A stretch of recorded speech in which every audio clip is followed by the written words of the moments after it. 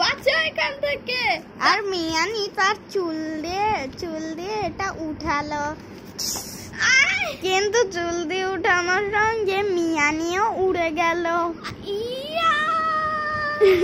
এটা আসলে মনার কাজ।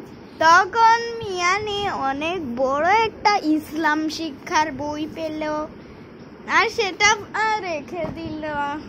কিন্তু বড় চুল, কিন্তু সুমন বলল আরে এটা তো আমাদের এই ওয়েট গুলাতে অনেক কিছু দেখায়। কিন্তু এই প্লে বাটনের ওয়েটটা ছিল 55। হায় হায় হায়, এইগুলা এই ওয়েটই তো 55, তাই না? বড়টা তো দেখলাম 50 নাম্বার আস্তে আস্তে কমে, এতক্ষণে তো 60 দেখাচ্ছে, এখন দেখাচ্ছে 55 নাম্বার, ওয়েট কমে 55 হয়ে গেছে। তখন দীপুনি উল্টা হয়ে সুমনের পেটে দাঁড়ালো।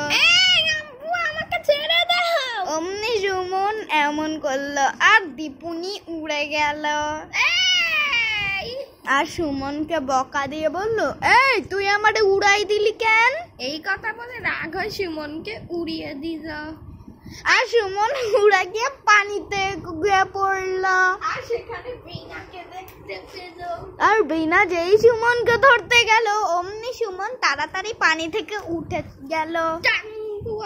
আসলে বীণার ওয়েট 0 বলে বীণাকে দিলুনি পানিতে ফেলে দিয়েছে। বীণা ঠিক মতো খাওয়া দাওয়া করেনি, তাই পানি খেয়ে তাকে মোটা বানাতে দিয়েছে। এমন সময় মিয়ানি চুল ধরে টেনে মিয়ানিকে আনলো দিলুনি। আর মিয়ানিকে গোসল করার জন্য পানিতে ফেলে দিল। আর দীপু বললো, খবরদার উঠবি না, গোসল কর তুই, তোর চুলটা একটু ধুইতে হমু। আর এগুলা বললো। কিন্তু সঙ্গে সঙ্গে দীপু তার চুলের মাপ নিল। কিন্তু দীপু যদি এখন তার চুলের মাপ নেয়, তখন সে এইগুলা যদি সে মনে করে আরে এটা তো আমাদের, আরে এগুলা, আরে বীণার ওয়েট এরকম দেখাচ্ছে কেন? কিন্তু বীণা ওয়েট মেশিনকে অনেক চট দিয়েছে, তা কিন্তু তবুও ওয়েট মেশিন তাই রাগ হয়ে ওয়েট মেশিন বীণার গায়ে এসে পড়েছে। তাই বীণা এটা ওয়েট মেশিনের দোষ না, অনেক বড় বলে, অনেক এখন যে ওয়েট মেশিনটা আনছিলাম ওটা অনেক বড় বলে এরকম করতেছে। এটা তুই ঠিক, কারণ তুই ওয়েট মেশিনের সঙ্গে খারাপ ব্যবহার করছিস। এমন সময় দীপু খাবার আনলো আর এনে খেলো। এই দাঁড়া, কারণ মিয়া সুমনের বিরিয়ানি শেষ করে ফেলেছে। না, করে নাই, কারণ মিয়াকে তারা দিল না। মিয়া গোসল করছে তাই তারা মিয়ার জন্য রেখে দিল। আর সুমন দুষ্টুমি করে বলল, মিয়া আমার সব বিরিয়ানি খাইয়া লইছে। তখন দীপু বলল, এই মৃত্যু, সুমন আমি কিন্তু রাজ্জাক থেকে, তো না হলে তারিক তুই কালকে কোন সিঙ্গারা আনছিস? তুই এটা রাজ্জাক থেকে আনছিস তাই না? কেন এটা রাজ্জাকের মধ্যে বিষ মিশানো থাকে, রাজ্জাকের সিঙ্গারায় বিষ মিশানো থাকে। ওই আমি রাজ্জাক থেকে আনি নাই, আমি এটা স্টার বেকারি থেকে আনছি। কি কস তুই? স্টার বেকারিতে সিঙ্গারা থাকে? থাকে তো। ওটা তো টিপু সুলতানের স্টার বেকারি। টিপু সুলতানেরটাই তাই তো গেছিলি। হ্যাঁ, ওখানে টাকু একটা দোকানদার ছিল জানোস? তোর মা তোর তখন তারিক রাগ হয়ে বললো, তোর বগল দেখানো দোকানদার ছিল ঠিক। তারিক দিলু তোর নামই, তুই আমারে বিরক্ত করবি না বুঝছো? এই বলে দিলুনিকে উড়িয়ে দিল। তখন তারিক বলল, এবার হয়েছে এমন, এখন কিন্তু আমি দীপুকে নিজে সিঙ্গারা দিয়ে না দিয়ে আমি আর বুলবুল আর সুমন খাবো, দীপু খাবে না। ওই তারপর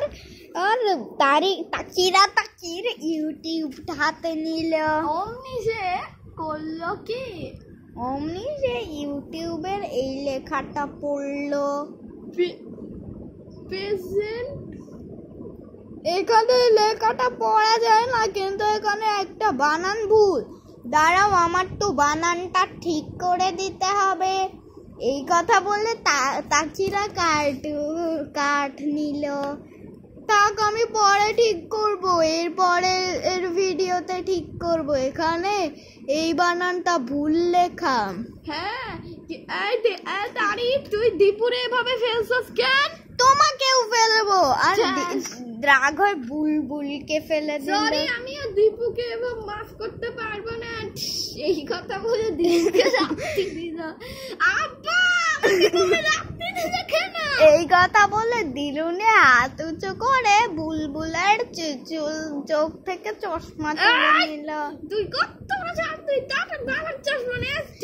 আর বুলবুল যেই মারলো অমনি দীপুর হাত থেকে চশমা পড়ে গেল। আর চশমাটা নিয়ে যে পড়লো, অমনি তার চোখে একটা বড় একটা চশমা এলো। আমাকে আরে চশমাটা মার দিল, আর চশমা উড়ে গেল। আমাদের চশমা হবে জোটো, এত বড় চশমা কে পাঠাইছে? মোয়ানা নাকি? এই কথা বলে মোয়ানা একটা মোয়ানার ছবিতে একটা পাড়া মারলো, আর মোয়ানাও পাড়া খেলো।